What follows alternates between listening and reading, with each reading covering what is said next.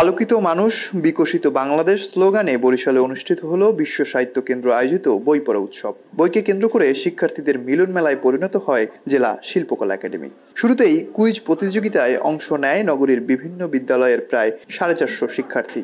প্রতিষ্ঠান ভেদে শিক্ষার্থীদের নানা সাজ পোশাকে বর্ণিল হয়ে ওঠে হলরুম। কুইজ শেষে আলোচনা অনুষ্ঠান ও বিজয়ী শিক্ষার্থীদের পুরস্কার ও সম্মাননা দেয়া হয়।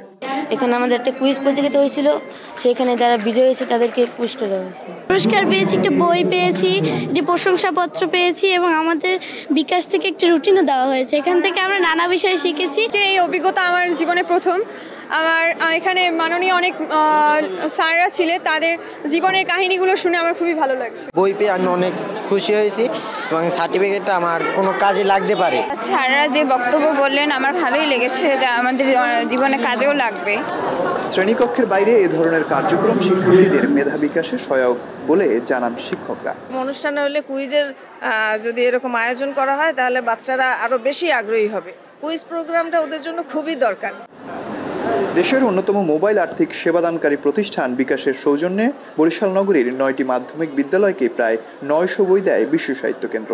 এই কার্যক্রম চলবে বছর জুড়ে। সারা দেশে বিতরণ করা হবে 39,860টি বই।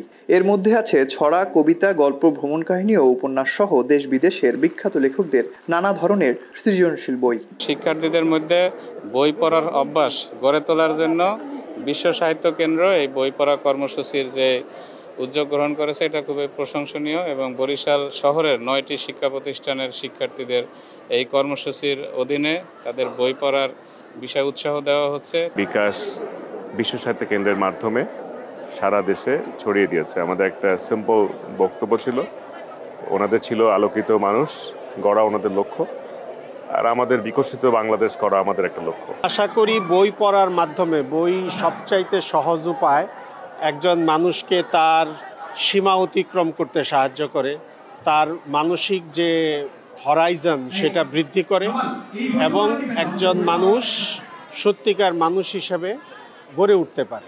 নগরীর 9টি স্কুলের প্রায় 450 জন ছাত্রছাত্রী বই পড়া উৎসবে কুইজে অংশ নেয়। এর মধ্য থেকে 40 জন বিজয়ীকে পুরস্কার ও সার্টিফিকেট দেওয়া হয়। অমিত হাসান, এখন, বরিশাল।